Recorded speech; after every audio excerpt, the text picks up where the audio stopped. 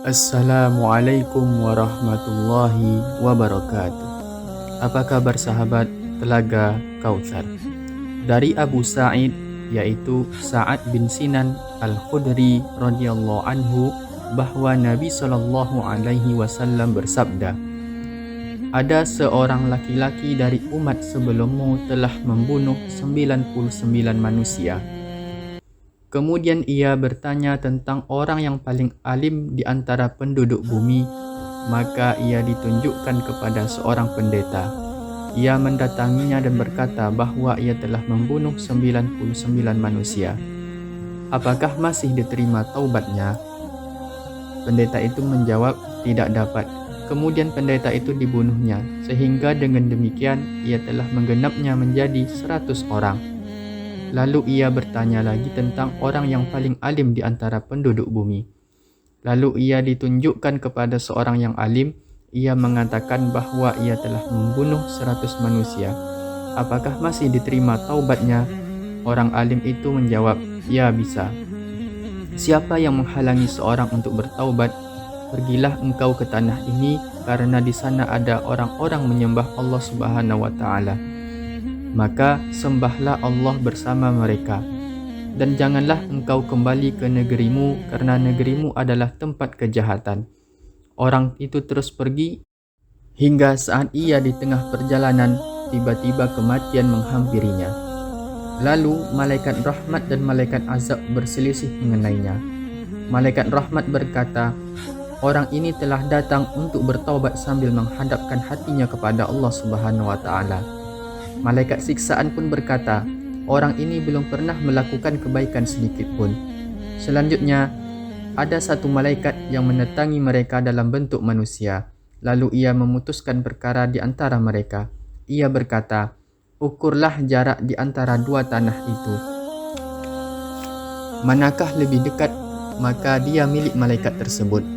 Malaikat-malaikat itu mengukur dan mereka mendapatinya lebih dekat kepada tanah tempat malaikat rahmat hendak mengambilnya. Hadis riwayat muttafaqun alaihi. Dalam riwayat lain yang sahih disebutkan, ternyata ia lebih dekat 1 jengkal ke negeri yang baik itu, sehingga ia dianggap termasuk penduduk negeri itu. Dalam riwayat lain, kemudian Allah berfirman kepada malaikat azab, menjauhlah, dan Allah berfirman kepada malaikat rahmat, mendekatlah. Lalu Allah berfirman, ukurlah antara keduanya, maka para malaikat itu mendapatinya lebih dekat sejengkal ke negeri yang baik, sehingga ia pun diampuni dosa-dosanya. Dalam riwayat lain lagi disebutkan, dan ternyata dada orang itu condong ke arah negeri yang baik tersebut. Hikmah dari hadis ini bahwa jiwa manusia memiliki potensi untuk melakukan kebaikan dan kebenaran, akan kembali ke jalan yang benar, walaupun hawa nafsu memalingkannya dari jalan hidayah. Sedikit ibadah tetapi dilakukan dengan ilmu lebih utama dibandingkan banyak ibadah tetapi dilakukan dengan kebodohan. Karena seorang ahli ibadah tidak mengetahui tata cara beribadah, kadang justru melakukan keburukan. Padahal sebenarnya ia ingin melakukan kebaikan, maka hal itu tidak hanya menjadikan dirinya binasa, tapi juga membinasakan orang lain.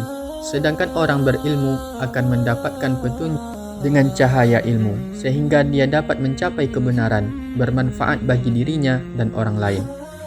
Pintu taubat masih terbuka.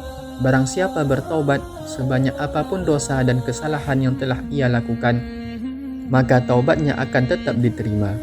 Bagi orang yang mengajak kepada kebenaran dan memberikan pengobatan jiwa, hendaknya memiliki kebijaksanaan dalam mengajak orang untuk memperbaiki jiwanya, membangkitkan optimisme, dan membukakan pintu harapan.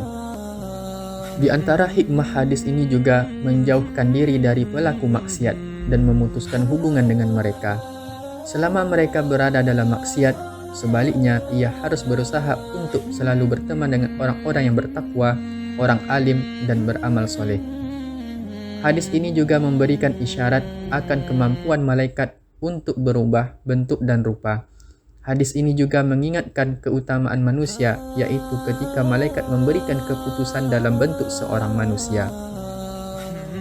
Sahabat Telaga Kautsar, demikianlah kisah hikmah pada kesempatan ini.